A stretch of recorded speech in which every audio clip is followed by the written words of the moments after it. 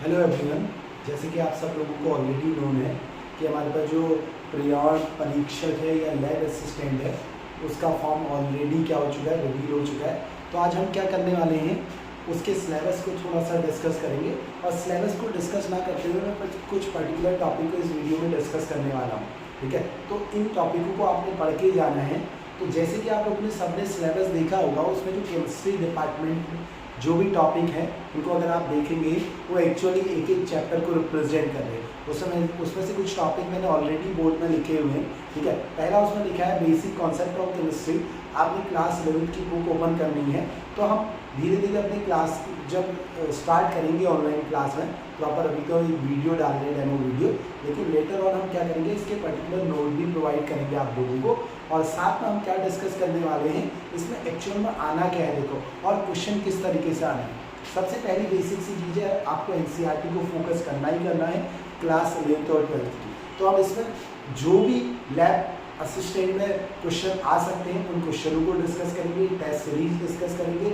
और जैसे कि आप सब लोगों ने सिलेबस देखा है, तो इसमें क्या है, हमारे पास पूरे के पूरे चैप्टर है, उसमें सब बेसिक कॉन्सेप्ट लिख दिया या बेसिक कॉन्सेप्ट ऑफ केमिस्ट्री लिखा है, तो एक्चुअली चैप्टर को रिप्रेजेंट कर रहा है। इसी तरीके से स्ट्रक्चर ऑफ एटम है, तो अपने आप में एक चैप्टर है लिया हुआ, ठीक है। सिमिलरली पीरियोडिक क्लासिफिकेशन लिख दिया, क्लासिफिकेशन ऑफ एलिमेंट लिख दिया, तो क्लास 11 का 3rd चैप्टर है। इसी तरीके से केमिकल बॉन्डिंग लिख दिया, तो क्लास 11 का अपने आप में one of the most important chapter है। तो इसी तरीके से आपने देखा होगा, फिर 12th में आएंगे, बाकी उसमें काइनेटिक थ्योरी है, मैं सिलेबस डिस्कस नहीं करूंगा क्योंकि वो ऑलरेडी आपके पास है। तो हम सीधे टॉपिक के अंदर आते हैं। टॉपिक लगी मैं ऐसा नहीं कि एक पर्टिकुलर कोई भी एक टॉपिक उठा लेते हैं, ठीक है। इसके अंदर में सबके सब अपने टॉपिक है। तो इन 2 डेमो वीडियोज में हम हो सकता है यहाँ बेसिक कॉन्सेप्ट ऑफ केमिस्ट्री से क्या कर लें, कुछ टॉपिकों को पिक कर लें, और या हम क्या क्लासिफिकेशन या स्ट्रक्चर ऑफ एटम से क्या कर लें, पिक कर लें। लेकिन आज की इस टॉपिक के अंदर हम जो पिक करते हैं बेसिक कॉन्सेप्ट ऑफ केमिस्ट्री के अंदर कोई हम क्या करते हैं, डिस्कस करते हैं। तो बेसिक कॉन्सेप्ट ऑफ केमिस्ट्री के अंदर अगर आप क्लास 11 की बुक को पिक करेंगे तो इसमें आपने क्या फोकस करना है, पहला जो one of the most important question है वो आईटी में भी पूछा जाता है, वो आपके लेक्चरर में भी पूछा जाता है, उसी क्वेश्चन को हम फोकस करते हुए चलते हैं, ठीक है। 2 टॉपिक हम डिस्कस करने की कोशिश करेंगे। एक इसमें जो पहला टॉपिक हमारे पास आएगा वो आएगा, ठीक है, एम्पिरिकल फार्मूला एंड हमारे पास जो इसके अंदर आता है वो आता है मॉलिक्यूलर फार्मूला वाला कॉन्सेप्ट आता है भैया, ठीक है।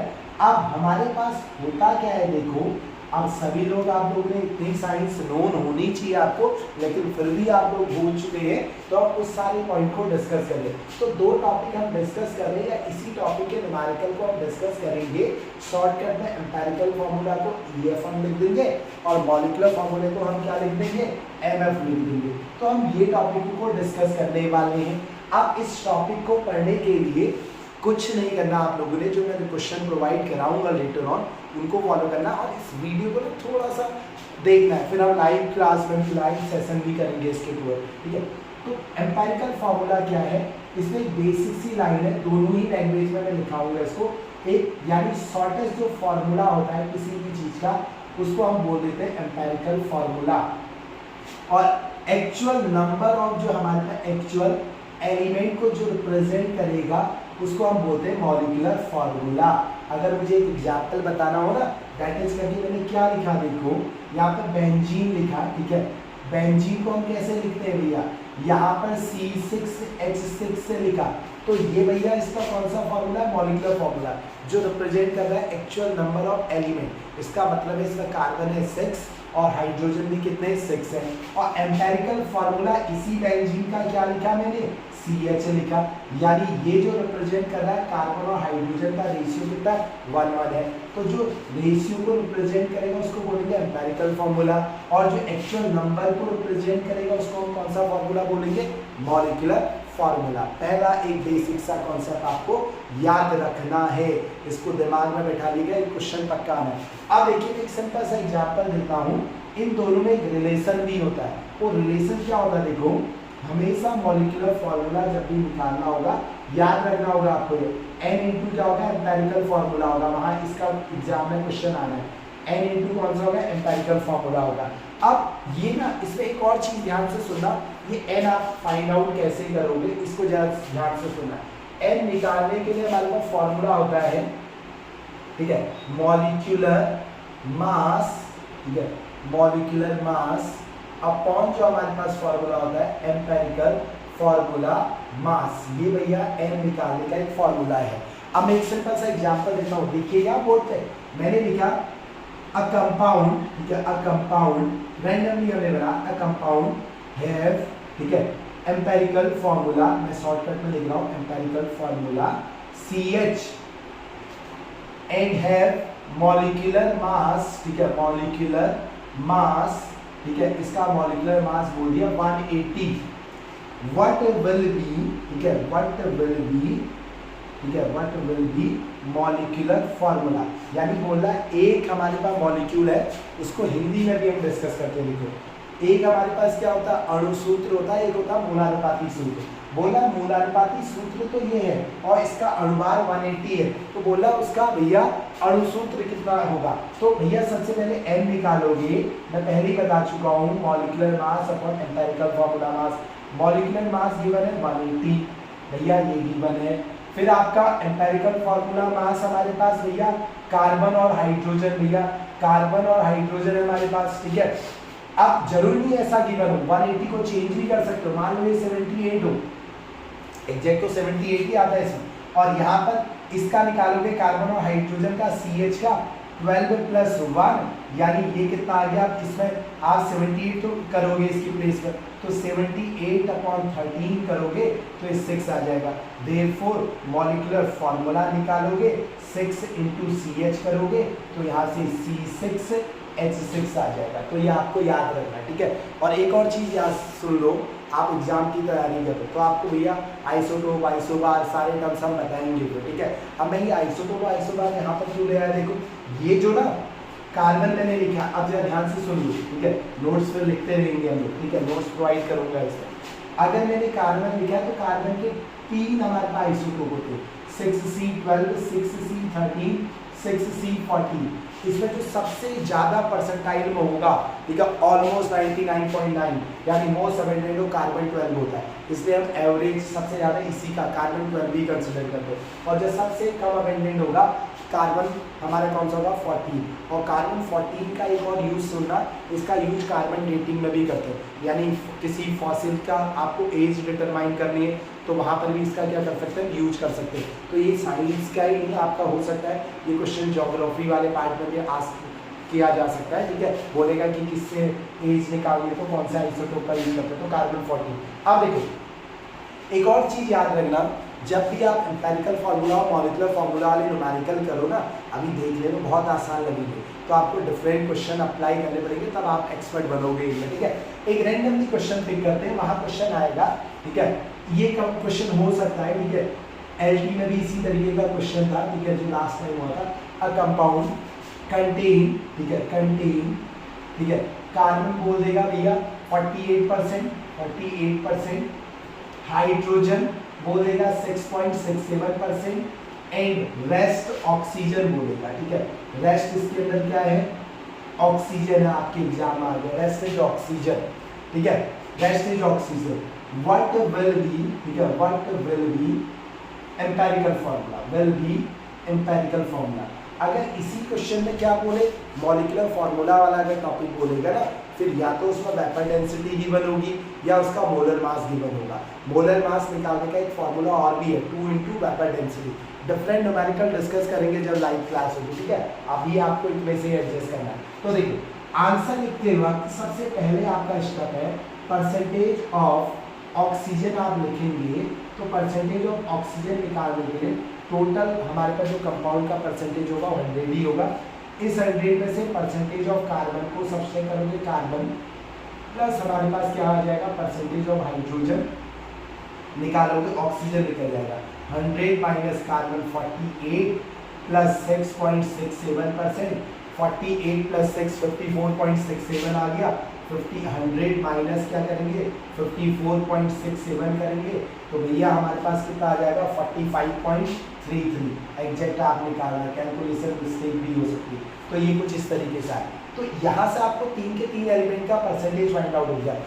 अगर इन तीनों का एडिशन 100 आ रहा है तो हमने सही क्या किया, सब्सट्रैक्शन किया। अगर नहीं आ रहा है तो नहीं किया। जनरली जब आप ना एग्जाम दोगे ना, वहाँ क्वेश्चन बहुत टफ नहीं होता, एक एक लाइन में निकल जाता है। लेकिन एक लाइन में किसका निकलेगा बताओ, जो बहुत ज़्यादा प्रैक्टिस करेगा। तो आपको प्रैक्टिस करनी है। ये लिखा आपने, उसके बाद ना अभी तो आपको मैं सिखा रहा हूँ तो इसलिए पूरी टेबल बना रहा हूँ, लेकिन जब आप एग्जाम दोगे आपको टेबल नहीं बनानी।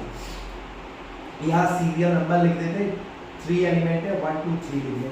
यहाँ आपने क्या लिखना है, एलिमेंट लिखना है, what ever the element present, carbon, hydrogen और ऑक्सीजन वाला ही ज़्यादातर क्वेश्चन लिखा है मेरे एग्जाम में, ठीक है। फिर इनके क्या लिख देने, मोलर मास लिख देने, ठीक है।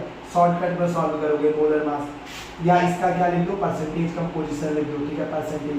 तो यहाँ कार्बन गिवन है 48, हाइड्रोजन आपका गिवन है 6.67, ऑक्सीजन आपने फाइंड आउट किया 45.33 फाइंड आउट किया, ठीक है। अब इसको एग्जैक्ट निकालना है, इतना ही कुछ आएगा। फिर आपने इनके क्या लिख देने, मोलर मास लिख देने, मोलर मास, यही तरीका है मोलर मास। इसका अगर मोलर मास निकालोगे तो 12 आएगा, ठीक है। इसका मोलर मास कितना है, 1 है, इसका कितना है 16। फिर आपने निकालना भैया नंबर ऑफ मोल्स, ठीक है। मोल कॉन्सेप्ट भी पढ़ेंगे, नंबर ऑफ मोल पढ़ेंगे। मोल कॉन्सेप्ट से एक लाइन याद आ रही है मुझे, ठीक है, जो आपको याद रखना चाहिए हमेशा। इसमें आपको याद रखना चाहिए what is the value of Avogadro number, ठीक है। एवोगैड्रो नंबर की वैल्यू भी पूछ सकता है, ठीक है। कितनी होती है, 6.022 × 10 की पावर क्या, 23। इसी तरीके से प्लैंक कांस्टेंट की वैल्यू अभी आपने देखा होगा ना, जितने भी पेपर रिसेंटली हुए जिनमें भी साइंस आई थी ना, बहुत बेसिक से क्वेश्चन आए, तो आपने उन क्वेश्चनों को भी देखना है। सर आपने ये वाला क्वेश्चन बहुत डिफिकल्ट करा दिया, तो आपको डिफिकल्ट से बेसिक से डिफिकल्ट सब सीखने होंगे एग्जाम के लिए। तो नंबर ऑफ मोल निकालने के लिए generally n = weight upon molar mass होता है। अब मोल आए ना, कल मैं आपको कंसंट्रेशन टर्म वगैरह में डिस्कस कर लेंगे, ठीक है। तो आप कैसे निकालोगे, ये वेट है 48 डिवाइडेड बाई क्या कर लेंगे आप, 12 कर ये करेंगे, यहाँ 6.67 डिवाइडेड बाई 1 करेंगे, या 45.33 डिवाइडेड बाई आप क्या करेंगे, 16 करेंगे। ये करेंगे तो 4, ये करेंगे तो 6.67, और इसको करेंगे तो 2 जाएगा 32। फिर हमारे पास कितना होगा, 42, 43, 50, 153, 160, लगभग अप्रॉक्सीमेटली 2.9 के आसपास जाएगा, ठीक है, लगभग 2.9। अब देखो, अगर जो हमारे टारगेट रहता वो निकालते हैं रिलेटिव नंबर ऑफ मोल। मेरी बात को ध्यान से सुन लो, याद करो, तुमने पढ़ा है भैया, जब तुम्हें लगेगा ना मैंने पढ़ा है वो चीज़ें जल्दी याद होगी। तो रिलेटिव नंबर ऑफ मोल अगर आपको फाइंड आउट करना है, जो भी सबसे स्मॉलेस्ट वैल्यू होती है सबसे सबको डिवाइड करते हैं। तो 4 को आपने 2.9 से डिवाइड करना है, 6.67 को भी आपने 2.9 से डिवाइड करना है, और 2.9 को 2.9 से डिवाइड करना है। तो ये वैल्यू तो आ गई भैया 1। अगर मैं इसको डिवाइड करूँ, ठीक है, 29 को 40 से, तो ये आएगा 1, फिर हमारा 11, 110 आ गया, ठीक है। 110 का मतलब हो गया लगभग 1.4 के समथिंग, ठीक है, 1.4 के समथिंग एग्जैक्ट आप निकालोगे भैया। इसको अगर करते हैं 29 × 2 आया है, ठीक है, ये 1.4 समथिंग जो भी आएगा निकालोगे। 29 × 2 होता है भैया 58, वो हमारे पास बचा है 67, 7 और 2 90 बचा है अभी, ठीक है, यानी ये 2 पॉइंट कितना आ गया, 3 आ गया। अब देखो यहाँ हमने निकालना है, ये आ गया इसका रेशियो, ठीक है, ये क्या है, रेशियो है 1.4, 2.3 और ये 1 आ गया। तो इसके बाद एक चीज़ है, ध्यान से सुनना, आपने क्या कभी, अब मैंने तो रैंडम क्वेश्चन पिक किया तब ऐसा आ रहा है, लेकिन ना वहाँ जनरली ऐसा क्वेश्चन आया था, एलटी का एग्जाम बताता हूँ, वहाँ बोला था SCHO वाला एम्पेरिकल फॉर्मूला, वो आप ऐसे ही कर दो, ठीक है, ट्राई करना उसको, ठीक है, हम डिस्कस करेंगे उसको भी अदरवाइज। तो ये कोई भी नंबर होल नंबर नहीं है, तो अब आपने क्या करना है, इनको होल नंबर में चेंज करना है। तो होल नंबर में कैसे चेंज करोगे भैया, ऐसे नंबर से मल्टीप्लाई कर दो ना, कि जिससे ये सब के सब क्या हो जाए, हमारे पास किस में कन्वर्ट हो जाए, नियरेस्ट होल नंबर में कन्वर्ट हो जाए। अगर ये एक्चुअल में 1.4 ना आके लगभग मुझे ऐसा लग रहा 1.38 आएगा, ठीक है, 1.38 के समथिंग आएगा। अब सबको आपने क्या करना है, ऐसे नंबर से मल्टीप्लाई करना है कि ये होल नंबर में कन्वर्ट हो जाए। अगर मैं इसको 3 से मल्टीप्लाई करूँ तो लगभग 4 आ जाएगा, इसको 3 से मल्टीप्लाई करूँ तो लगभग 7 आ जाएगा, 23 × 3 6.66, ये एग्जैक्ट 22.3 कुछ समथिंग आएगा, लगभग 7 आ जाएगा, और इसको करूँगा तो ये क्या आ जाएगा, 3 आ जाएगा।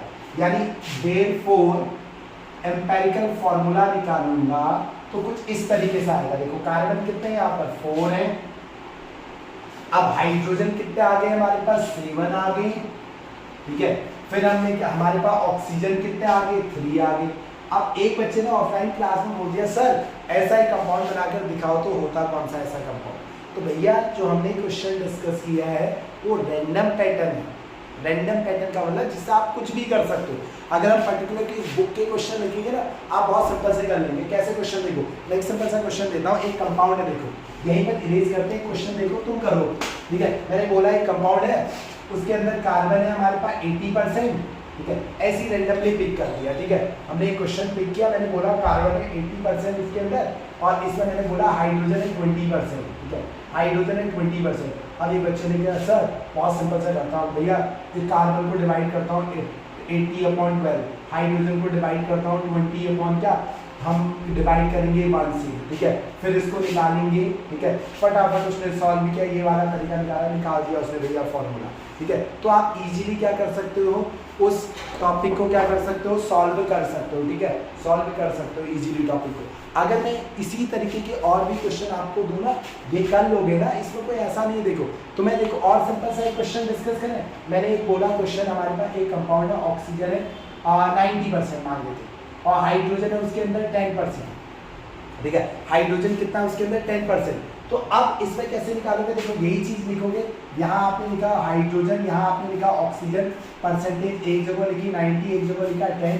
फिर आपने उसके बाद क्या किया उसको समझने की कोशिश करना। यहाँ पर आपने क्या लिखा, हाइड्रोजन का मोलर मास 1 है, ठीक है। इसका आपने उल्टा कर दिया मैंने, ये हमारे पास ये हाइड्रोजन है तो ये 10 है भैया, ये हमारे पास कितना है 90 है, इसका 1 है, इसका 16 है, तो ये तो आपका 10/1 10 ही आया, ठीक है। ये आपने निकाला 90/16, ठीक है। हमारे पास कितना आ जाएगा 16 × 5 85, फिर हमारे पास 10 बचा 100, 5.6 के आसपास आ गया, ठीक है। 5.6 ही आएगा, कैलकुलेशन सही से करना। आप क्या करोगे, जो स्मॉलेस्ट नंबर 10/5.6 करोगे, यहाँ क्या करोगे 5.6 करोगे, ठीक है। अब ये एग्जैक्ट, ठीक है, ये अप्रोक्सीमेटली आएगा 1.9 समथिंग, और ये 1 ही आया, तो इसको हम 2 लिख सकते हैं, इसको क्या लिख सकते हैं 1 लिख सकते हैं। तो हमारे पास इसका मॉलिक्यूलर फॉर्मूला क्या आ गया, H2 आ गया। और एग्जैक्ट अगर निकालेंगे तो ये 10 ना होकर ये 11 पॉइंट समथिंग होता है, हमने एक रैंडम पिक किया। तो इस तरीके से आप क्या कर सकते हैं, इसके न्यूमेरिकल को कर सकते हो।